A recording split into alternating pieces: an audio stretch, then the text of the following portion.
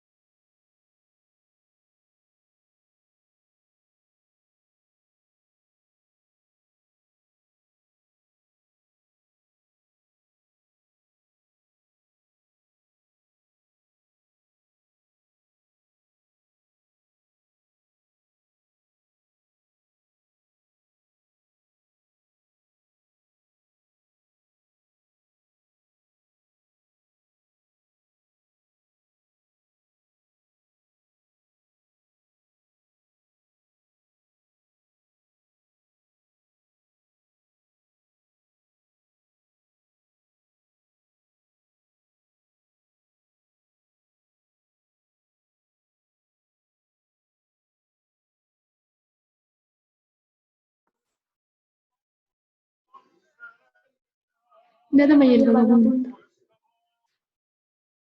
Sí.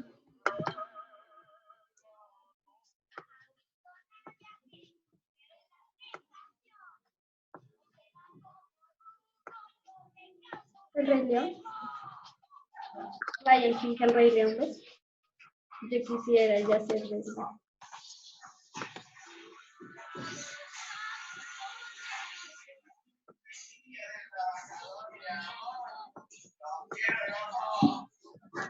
Aladín.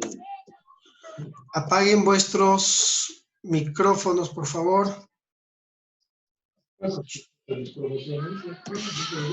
Papi dice bájalo.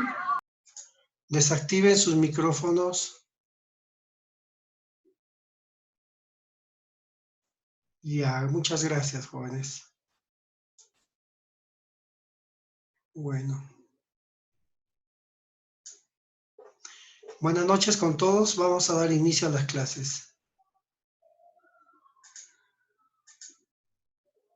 Bueno, hoy día vamos a hablar acerca de la pancreatitis aguda. Bueno, como ustedes saben muy bien, antiguamente se decía que pancreatitis es la inflamación del páncreas. Itis, inflamación, páncreas, el órgano. Actualmente se sabe que en realidad es una enfermedad aguda que parte de la inflamación del páncreas, pero que compromete otros órganos. ¿Qué quiere decir? Que puede provocar falla de órgano, falla renal, falla respiratoria. Es una entidad muy peligrosa que muchas veces lleva al paciente a emergencia, a UCI, y puede ser causa incluso de muerte. Como pueden ver acá en este esquema, el páncreas es un órgano retroperitoneal, neuroendocrino, exócrino, que, bueno, tiene relación íntima con varios órganos vitales, por ejemplo, los grandes vasos sanguíneos, por arriba los pulmones, en la parte posterior también están los riñones, en un extremo el vaso, y por la parte de delante está el estómago. Muy bien. Las causas de la pancreatitis son múltiples, pero la más frecuente en nuestro medio es la biliar. Por eso es que vamos a considerar para la explicación de la fisiopatología a la causa biliar. Es decir, los cálculos que están alojados en la vesícula pueden migrar por el colédoco y enclavarse en el extremo distal en la ampolla de váter y provocar un aumento de la presión intraductal y por ende toda la fisiopatología de la pancreatitis aguda. Aquí esquemáticamente podemos ver que una vez ocurrida la obstrucción del colédoco en su extremo distal, va a haber una activación intracelular del tripsinógeno a tripsina, con apoyo de la catepsina B y la presencia de calcio.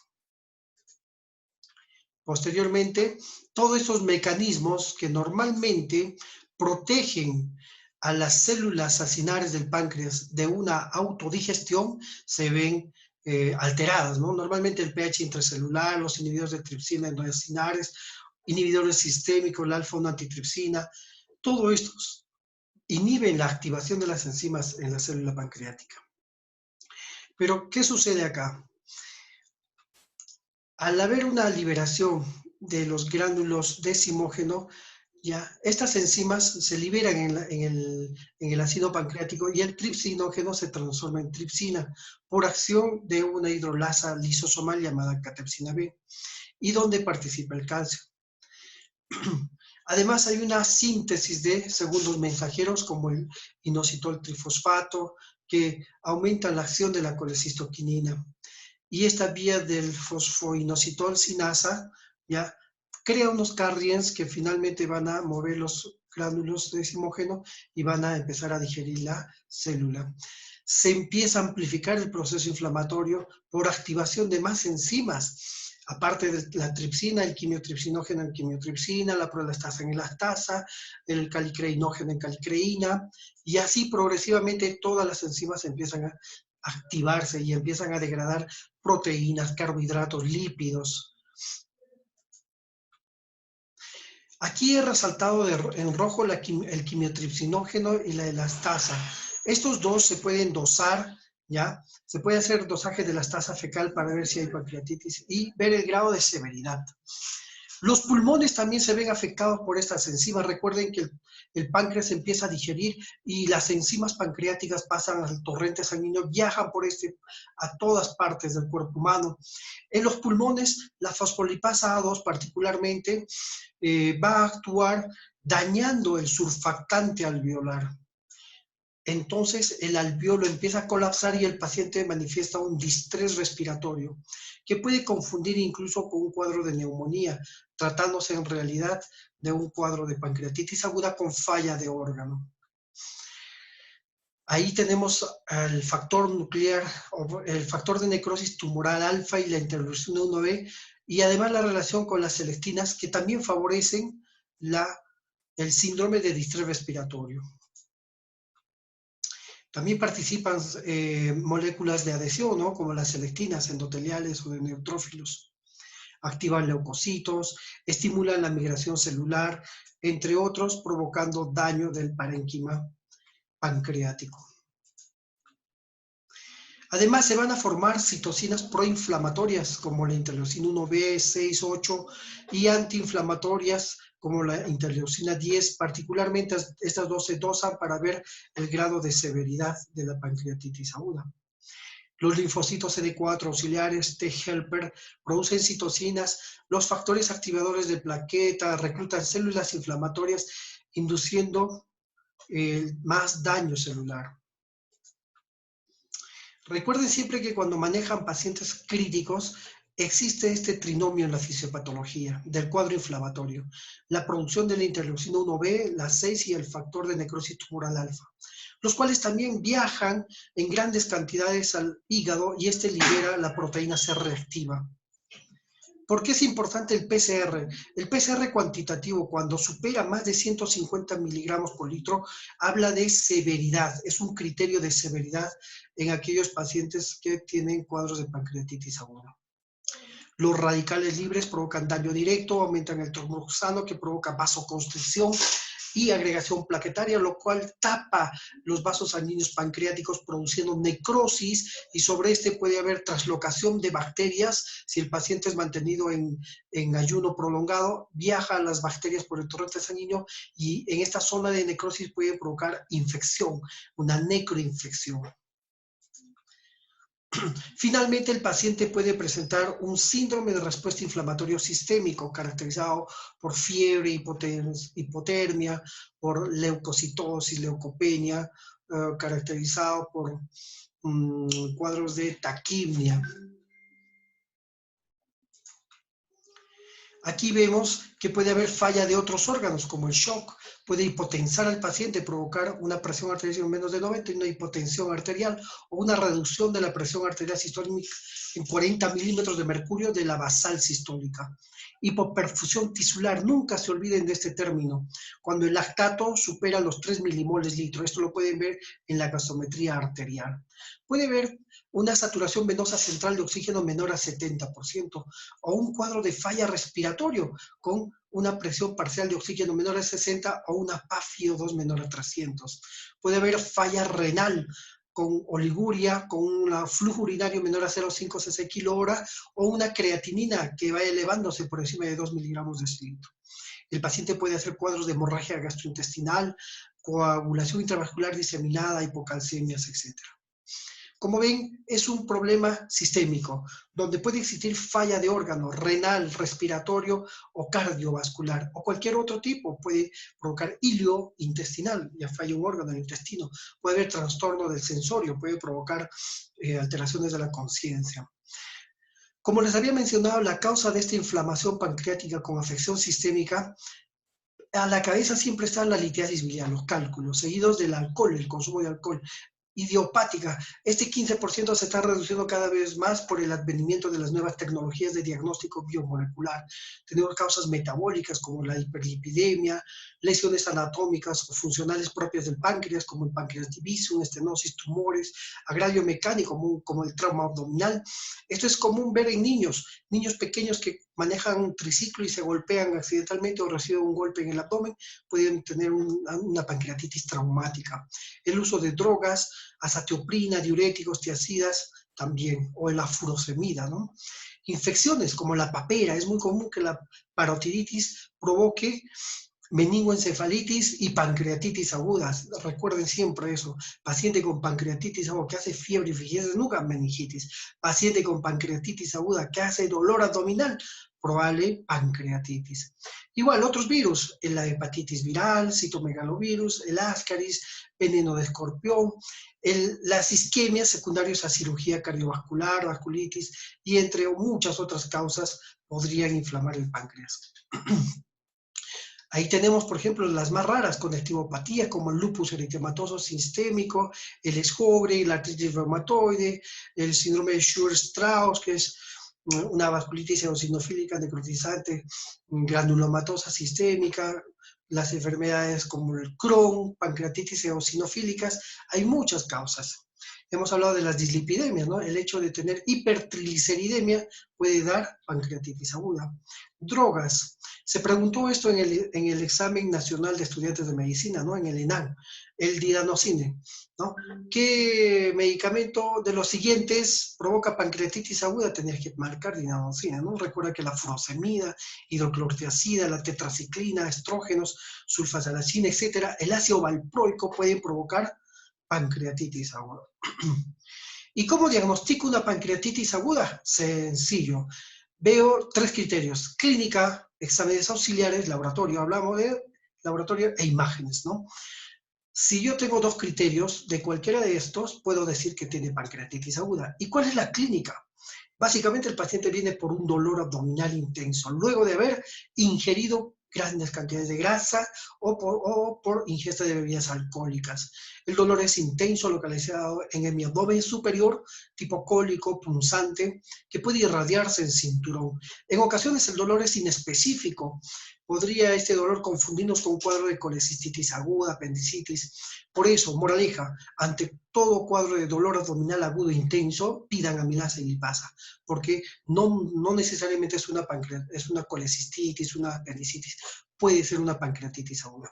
Además de esto hay náuseas, vómitos, los ruidos hidroaéreos suelen estar disminuidos y puede haber equimosis en flancos, el signo de Gray-Turner, o a nivel umbilical, el signo de Cullen, o a nivel del ligamento inguinal, el signo de Fox. Y en los exámenes auxiliares, ¿qué debo solicitar? Una amilasa y una lipasa.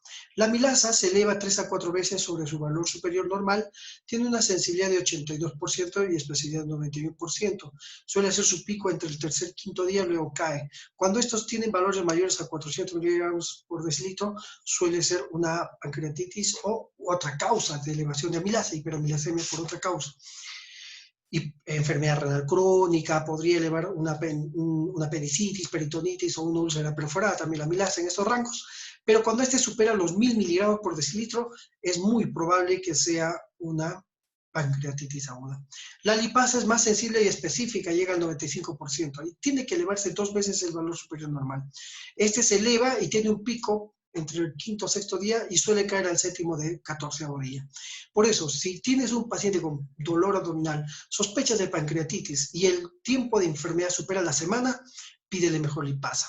En su defecto, amilasa y lipasa, ¿no? Si este supera los 200 miligramos de decilitro, es una pancreatitis aguda.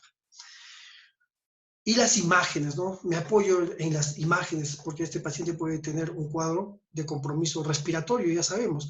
Signos radiológicos, por ejemplo, una radiografía de tórax para ver si tiene derrame pleural, un síndrome de distrés respiratorio, o una radiografía simple de abdomen para ver si tiene un asa centinela, etc. Aquí vemos un cuadro respiratorio con lesiones algodonosas múltiples. Si uno dice, oh, mira, este es un COVID-19 o es una neumonía típica, pero no, se trata de un síndrome de distrés respiratorio secundario a una pancreatitis aguda. Puede haber derrame pleural.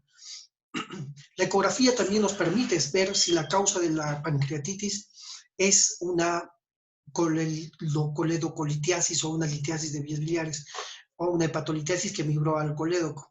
Entonces, nos ayuda a ver si hay patología de vía biliar. No se observa el páncreas en un 50% de casos.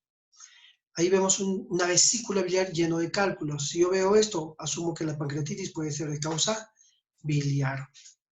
Y vean que hasta un 50% de veces hay una mala visualización por el meteorismo intestinal que sucede, ¿no? Y cuando digo que es severo, se ve cuadros de severidad hasta un 20% de pancreatitis aguda que llegan a la mortalidad de un 10 a 25%, sobre todo aquellos que presentan necroinfección y llegan incluso a la UCI, ¿no? Son aquellos pacientes que cumplen criterios de severidad.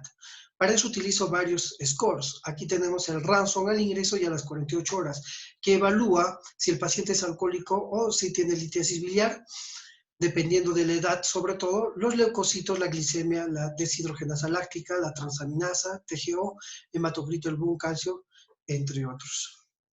O el Apache 2, donde es un predictor de mortalidad, cuyo score mayor o igual a 8 habla de severidad, donde hay variables fisiológicas como la presión arterial media, frecuencia cardíaca, electrolitos, hematocrito, hemogramas laboratoriales y la edad, entre otros. La proteína C reactiva que se eleva, ¿no? por afección del hígado. Si supera 150 miligramos litro, criterio de severidad. Entonces yo debo definir cuándo hay severidad. Para Atlanta, los criterios de severidad habla cuando hay falla de órgano, sobre todo que supera las 48 horas. ¿Pero qué órganos pueden fallar? Ya sabemos, 3 son los órganos que fallan principalmente. Cardiovascular, se hipotensa el paciente. Renal, hay oliguria o elevación de creatinina. Hipoperfusión tisular, o puede haber una insuficiencia respiratoria con una presión parcial de oxígeno menor a 60 o una PAFI menor a 300. O puede haber otro órgano comprometido, como el hilo intestinal, por ejemplo, o alteración de la conciencia, o coagulación o hemorragia digestiva. ¿Qué criterios de severidad más existen? Los de Ranson mayor o igual a 3, Apache 2, 8, el Apache O, donde se agrega el O de obesidad, o el BISAP donde evaluamos el B de boom, si en su defecto no hay boom, la uria, impaired, el SEARS, AIDS, la edad y derrame pleural o pleuroefusio mayor a 3. Baltasar son criterios tomográficos. El D y el E, donde hay colecciones o aire, también hablan de severidad. Todo esto lo vamos a detallar poco a poco. Ya hemos hablado de la proteína C reactiva mayor a 150 miligramos litro, criterio de severidad. Si tiene derrame pleural, líquido libre en cavidad peritoneal, también es algo severo. Todo paciente obeso con un índice de masa corporal mayor de 30 suele hacer severidad y puede requerir una cama en UCI. Y pacientes que tienen complicaciones como necrosis, absceso, pseudoquiste o necroinfección, también hablamos de severidad. La tomografía es un examen imagenológico que nos ayuda, pero hay que esperar 72 horas. ¿Por qué razón 72 horas? Al tercer día recién hay cambios morfológicos del páncreas. ¿Y qué evalúo? Entre el tercer y 10º día tengo que evaluar naturalmente si hay colecciones, necrosis, localización de la extensión, etc. La tomografía va acompañada de la necrosis, ¿no? Si este es menor a 30, 50%, más de 50, le damos una puntuación. El Baltasar A es un páncreas normal. B, aumenta de tamaño. C, páncreas con un proceso inflamatorio, compromiso de la grasa peripancreática. D, colecciones. E, 2 o más colecciones con o sin gas. Si uno ve gas dentro del páncreas, eso es infección. Aquí está un Baltasar A, un páncreas morfológicamente normal, un páncreas B, un páncreas edematizado. Acostúmbrense a ver tomografías, por favor. Cuando vayan a emergencia, cuando se reanude todo, vamos a ver tomografías y vemos el páncreas. En este caso, hay colecciones y compromiso de la grasa peripancreática. Aquí un Baltasar D, una colección enorme. Y cuando venga aire dentro del páncreas, o dentro de las colecciones, esto es aire. Esto negro que ven ahí es aire, es un Baltasar, es un criterio de severidad. Puede complicarse, ¿no? Con necrosis, absceso o el pseudoquiste pancreático. Necrosis, zonas que no captan contraste, como vemos en esta tomografía. Aquí igual, zonas que no captan contraste, necrosis pancreática. Absceso, colecciones de pus. Pseudoquiste, generalmente el paciente con pancreatitis aguda a la tercera o cuarta semana forma estas colecciones que contienen jugo pancreático. Si este es mayor a 5 centímetros o una pared engrosada puede requerir, y compromiso de órgano adyacente puede requerir cirugía.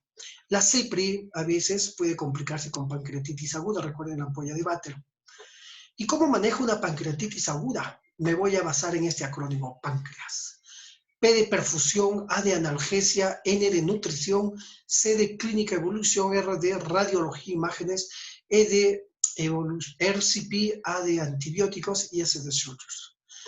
Primero tengo que definir y clasificar mi pancreatitis. Para eso digo, ¿hay falla de órgano? Este puede ser transitorio o permanente. Si esta falla de órgano renal, respiratorio o hipotensión mejora antes de las 48 horas, fue transitorio. Si pasan las 48 horas, el paciente sigue con esa falla de órgano, es permanente. Entonces digo, es leve, moderada, grave o crítica, dependiendo de si hay compromiso del páncreas con infección, ya hablo de algo crítico, y si hay falla de órgano persistente. Moderado, por ejemplo, complicación pancreática, si hay falla de órgano transitorio, y así se hace la clasificación.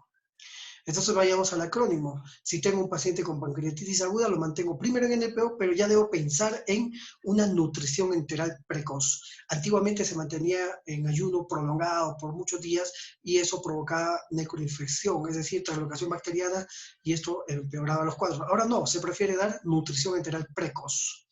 La perfusión, se debe utilizar fluidoterapia enérgica. Puedes usar lactatorringer, si no tienes a la mano este producto, podrías usar cristaloides, en este caso cloruro de sodio.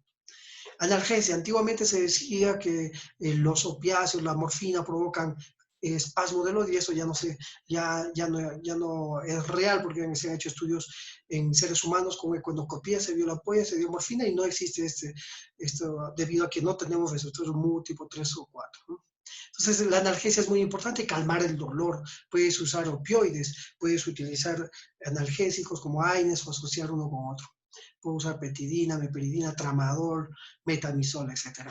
La nutrición, como les había mencionado al principio, se mantiene en NPO, pero siempre pensando que antes de las 48, con criterios de severidad, debo darle nutrición enteral precoz. En este caso, puedes utilizar una sonda nasoyeguinal si el paciente tiene hilio intestinal o gastroparesia pancreática.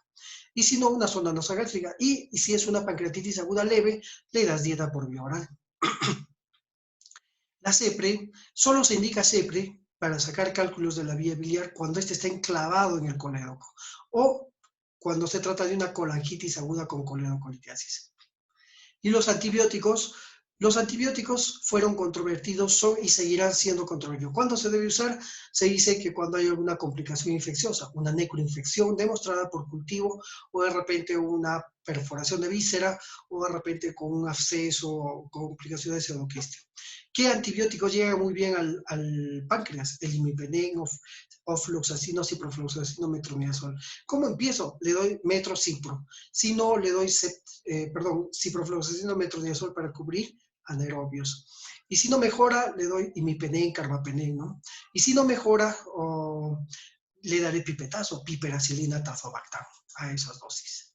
Y la cirugía se reserva a aquellos casos donde hay fracaso multiorgánico con necrosis e infección, síndrome compartimental con una presión intraabdominal mayor a 25 mililitros de mercurio, o falla multiorgánica, necrosis infectadas o perforación de alguna víscera. No se opera actualmente a los casos de pancreatitis aguda. Antiguamente se operaba bastante en pacientes con necrosis pancreática y la mortalidad era altísima. Actualmente el manejo es médico, es clínico. Ya hemos hablado de buena perfusión, nutrición, antibióticos, analgésicos. Se mantiene al paciente clínicamente controlando sus funciones vitales, etc. Y la mortalidad ha disminuido. Ahora es raro ver pacientes que fallezcan por pancreatitis aguda.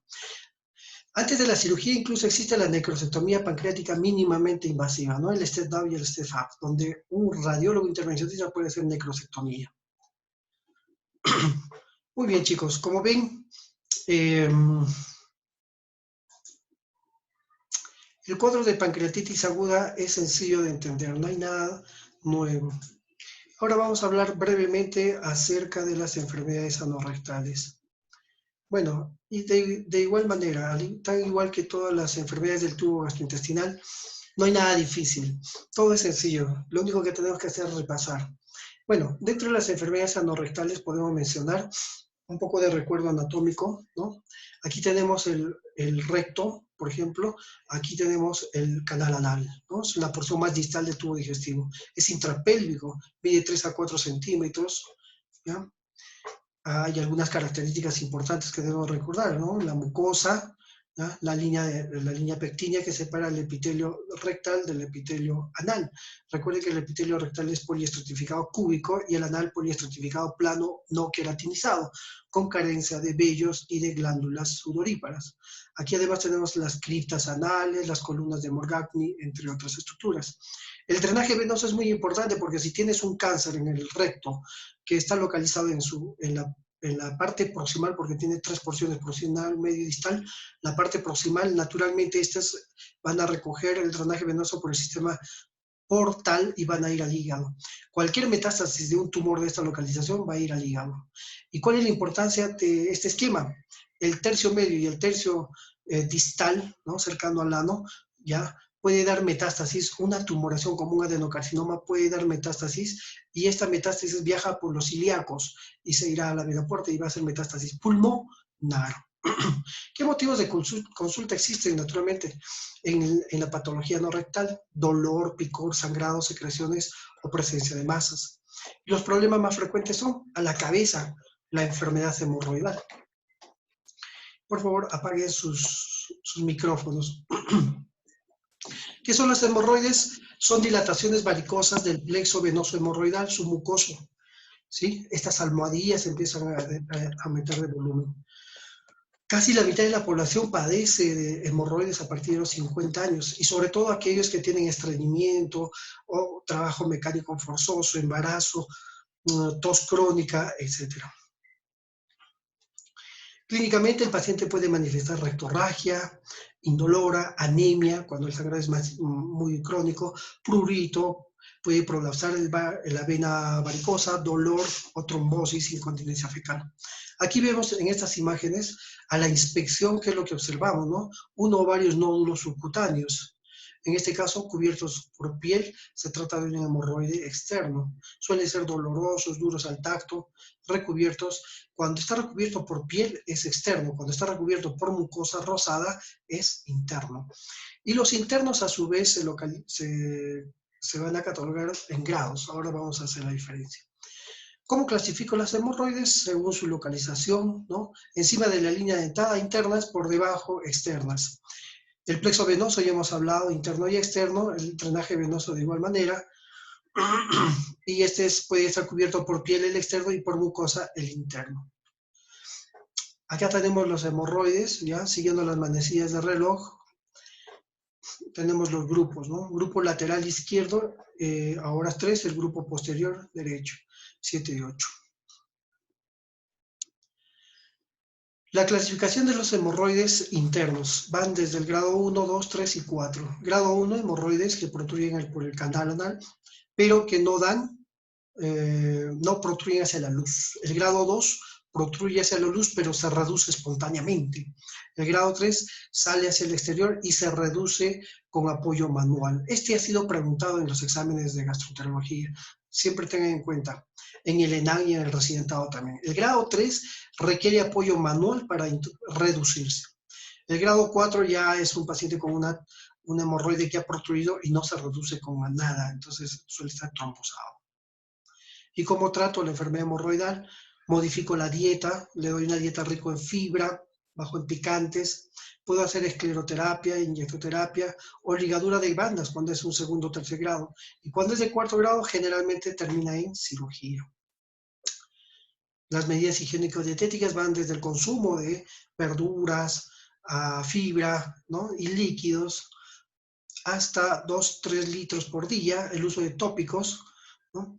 Anestésicos, corticoides y otros AINES.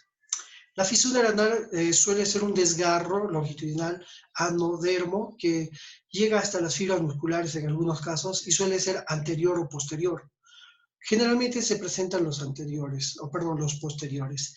Los anteriores y los laterales suelen asociarse a patología como tuberculosis, enfermedad de Crohn, enfermedades venéreas, etc.